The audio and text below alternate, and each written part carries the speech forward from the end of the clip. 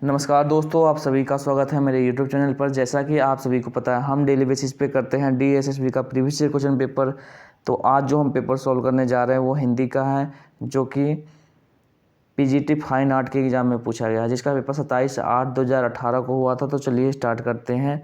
नीचे दिए गए गद्यांश को पढ़कर पूछे गए प्रश्न का उत्तर दीजिए। जैनेन्द्र अज्ञेय और इलाचंद्र जोशी कहानी की उस धारा का प्रतिनिधित्व करते हैं जो सामाजिक यथार्थ का चित्रण करने वाली धारा के समानांतर बह रही थी। इन पर फ्रायड के चेतन अचेतन सिद्धांत का प्रभाव दिखाई पड़ता है। फ्रायड के चेतन और अचेतन पर का प्रभाव दिखाई पड़ता है। इन कहानीकारों के यहाँ सामाजिक विषमताएं के प्रति आक्रोश का भाव नहीं है।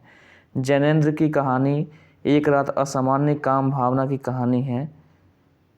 देखो, जैनेन्द्र की कहानी काम भावना की कहानी है। जैनेन्द्र का पहला कहानी संग्रह फांसी 1929 ईस्वी में प्रकाशित हुआ। जैनेन्द्र किसी स्थिति को सहज तौर पर नहीं प्रस्तुत करते हैं, उनमें दार्शनिकता का पुट अवश्य होता है। अज्ञेय ने आतंकवादी पात्रों के अतिरिक्त विदेशी वातावरण की कहानी भी लिखी है। अब देखो, अज्ञेय है, उन्होंने क्या लिखा था, विदेशी वातावरण के कहानियाँ लिखी हैं। ठीक है, आतंकवादी पात्रों के अतिरिक्त विदेशी वातावरण की कहानियाँ भी लिखी है। उनकी प्रारंभिक कहानियों का संग्रह विपथगा में है, विपथगा में निकला था। वे वातावरण और पात्रों की मन स्थिति को परस्पर घुला देने में से सिद्धहस्त है। इलाचंद्र जोशी की प्रारंभिक कहानियों में समाजी यथार्थ को प्रकट करने का आग्रह मिलता है। इलाचंद्र जो जोशी है वो क्या कहते हैं, सामाजिक यथार्थ को प्रकट करते हैं। किंतु सन 35-36 तक उन पर फ्रायड के मनोविश्लेषण का गहरा असर पड़ गया। उनके कुछ कहानी संग्रह इस प्रकार है: धूप रेखा, दीपावली, होली, आहुति 1954। जोशी में सामाजिक विषमताएं, और जोशी में क्या है, देखो, जोशी में सामाजिक विषमताएं के प्रति आक्रोश के अलावा समझ न आ पाने वाली स्थितियों के प्रति रहस्य भावना भी मिलती है। तो ये सब है, हमने पढ़ लिया। आगे देखते हैं, क्वेश्चन देखते हैं। देखो, गद्यांश में उल्लेखित कहानीकारों पर किसका प्रभाव है। देखो, प्रभाव की जब बात की गई तो यहाँ पे हम देखते हैं फ्रायड का चेतना चेतन सिद्धांत का प्रभाव दिखाई पड़ता है। तो यहाँ पे फ्रायड हमारा क्या है, राइट आंसर है। आगे चलते हैं, नेक्स्ट क्वेश्चन देखते हैं। इसमें देखो, फांसी किसकी कहानी है, संग्रह है। देखो, फांसी जो है, यहाँ पे हम देखते हैं फांसी, तो यहाँ पे दीपावली, होली, फांसी, ये है फांसी। यहाँ पे देखो, जो ये फांसी है, फांसी किसकी कहानी है, जैनेन्द्र की कहानी है। तो जैनेन्द्र की कहानी है फांसी, तो जैनेन्द्र हमारा क्या होगा, राइट आंसर हो गया। आगे चलते हैं, नेक्स्ट क्वेश्चन देखते हैं। इसमें है इलाचंद्र जोशी की कहानी संग्रह नहीं है। इलाचंद्र जोशी की कहानी कौन सी नहीं है, देखो, आहुति, दीपावली, होली, धूप रेखा, यहाँ सभी है। देखो यहाँ पे इलाचंद्र की धूप रेखा, तो ये सब है इलाचंद्र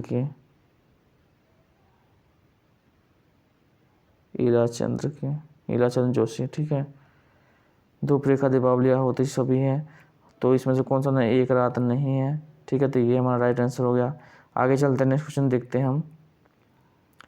इसमें है हमारा अज्ञेय का कहानी संग्रह, देखो विपथगा, तो ये भी है हमारा विपथगा, अज्ञेय का कहानी संग्रह।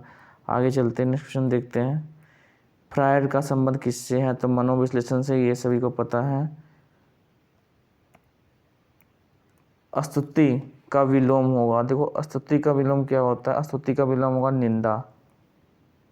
आपसे पूछ ले अवज्ञा का विलोम क्या होगा, तो अवज्ञा का विलोम होता है आज्ञा।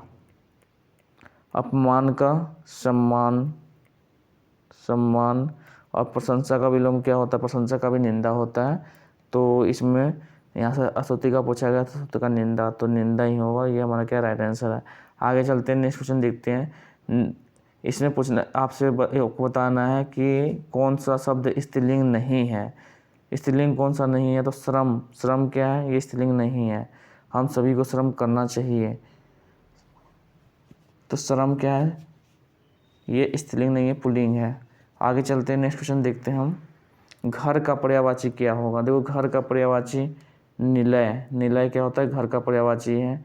और क्या क्या होता है? गृह, घर ही का पर्यायवाची है। गृह, गेह, आवास, कुटी, आलय, आलय, और क्या होता है? निलय,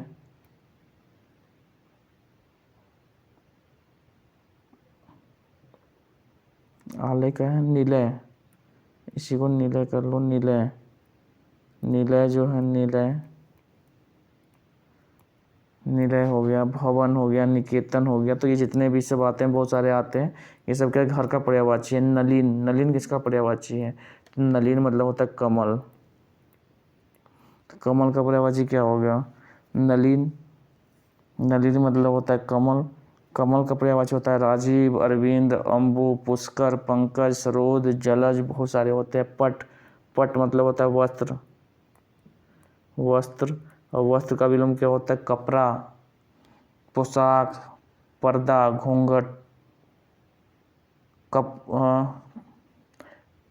तो ये सब जितने भी आएंगे पट का पर्यायवाची हो गया। अंबर, अंबर मतलब आकाश, तो आकाश का सभी को पता है। आकाश, आकाश का पर्यायवाची क्या होता है? आकाश का होता है अंबर, गगन,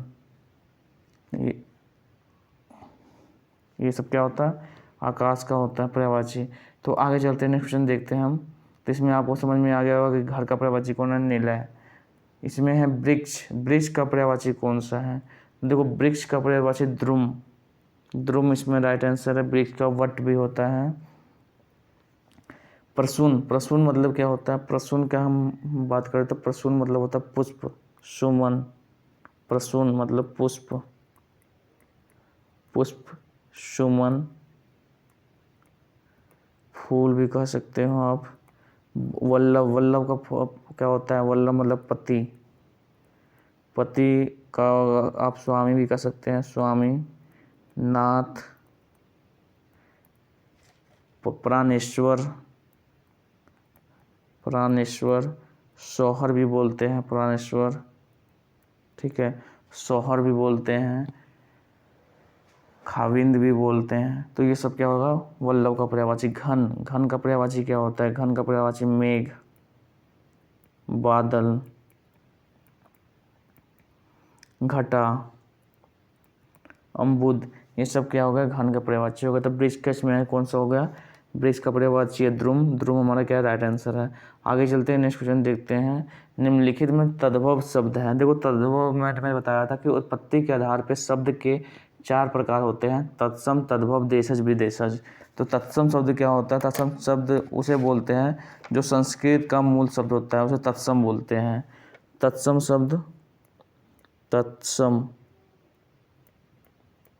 संस्कृत के मूल शब्द को तत्सम बोलते हैं। जैसे आग, अग्नि, अग्नि हो गया, रात्रि हो गया, पुस्तक हो गया। तो ये सब क्या संस्कृत का शब्द है। अगर उसी में बात करें तद्भव, तत्सम के बिगड़े रूप को तद्भव बोलते हैं। जैसे अग्नि का क्या होता है? आग, रात्रि का रात, और पुस्तक का क्या होगा? हमारा किताब। उसी प्रकार एक देशज होता है, देशज जो जिस शब्द का जन्म देश में हुआ तो देशज बोलते हैं। और एक होता है विदेशज, जिसका जन्म दूसरे देश में हुआ हो, उसे विदेशज बोलते हैं। तो आपसे पूछा गया सूरज, सूरज क्या है? तद्भव, देखो तद्भव में हम देखेंगे, तद्भव में इसमें है स्वर्ण, संस्कृत का तत्सम है। स्रोत, सुगंध, सब संस्कृत का है, सब तत्सम है। सूरज जो है ये हमारा क्या है? तद्भव शब्द है। ये सूर्य का तद्भव शब्द क्या होगा? सूरज होगा। तो सूरज हमारा राइट आंसर है। आगे चलते हैं, नेक्स्ट क्वेश्चन देखते हैं हम। इसमें मनस्ताप, मनस्ताप का संधि विच्छेद क्या होता है? मनः जोर ताप, तो मनः जोर ताप, ये हमारा क्या है? राइट आंसर है। आगे चलते हैं, नेक्स्ट क्वेश्चन देखते हैं हम। आपसे पूछ ले संस्कृत सम जो कृत होता है, इसमें देखते हैं, नेक्स्ट क्वेश्चन देखते हैं। पुत्री, पुत्री का पर्यायवाची नहीं है, देखो पुत्री का जो पर्यायवाची इसमें कौन होता है, दुहिता। पुत्री का पर्यायवाची होता है तनया, आत्मजा। ये सब क्या होता है, पुत्री का पर्यायवाची होता है। बेटी, और क्या होता है, पुत्री का पर्यायवाची जैसे हम देखते हैं बालिका, लड़की, तनुजा, तन्या, नंदनी, तो इसे कुमारी, आत्मजा, आत्मजा,